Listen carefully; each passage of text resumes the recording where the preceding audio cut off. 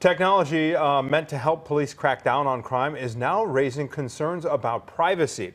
Over the last 3 years, CPD has installed $420,000 worth of license plate reading cameras. Those cameras capture millions of plates each year, alerting police of any wanted matches. And although Chicago does delete that plate data after 1 year, privacy advocates say that CPD shares that info with other departments with differing policies, leaving drivers vulnerable to hackers. Let's talk more about this. We have Ed Yohnka with the ACLU Illinois joining us to discuss. Good to see you.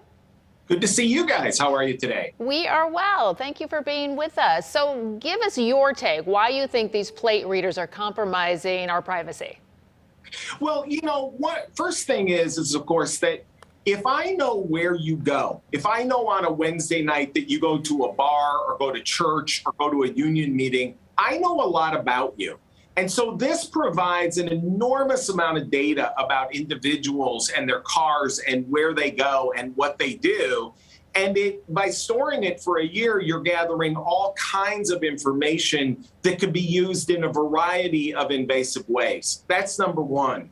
Number two, this data is often stored in addition from the agency, the CPD in this case, who gathers it, is stored by third parties who actually market these cameras. And we don't know where that data is then sold or packaged or to whom it's given. So I think there ought to be privacy policies that are very strict and restrictive in how it's used if, in fact, we're going to put these new cameras out on our streets. So what is the fear here? That this data is in the hands of a third party, you say. What could be the real world result of an unknown third party having all this data? The information could be sold to third-party marketers who would be able to put together an even greater picture of who we are and where we go and how we act and how we behave. It could be, used or accessed by people who wanted to stalk someone or wanted to follow someone. There's a range of different concerns about this. Once you gather this information, then people's privacy are at risk.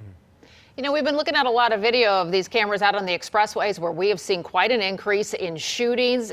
You know, Ed, as well as I do, we've got a crime issue here in Chicago, and a lot of people want police to have tools to be able to solve it. So what do you say to those people who are saying, like, hey, if these cameras help out police, I'm all for it?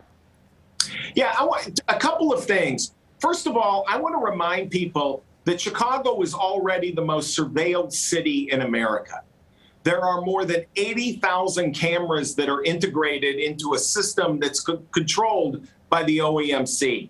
And by the way, that's been in place over 20 plus years, during which time we've seen spikes and ebbs in violence that have come and gone.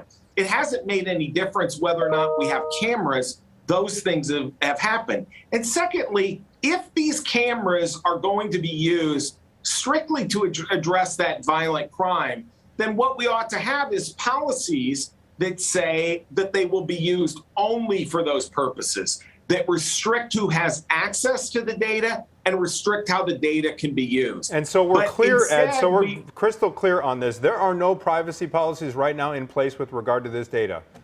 There is no requirement that there be a privacy policy. And if you've got a privacy policy from CPD, then you're ahead of us. We've not seen one from CPD. In fact, we've never seen a privacy policy for the 80,000 cameras that already exist.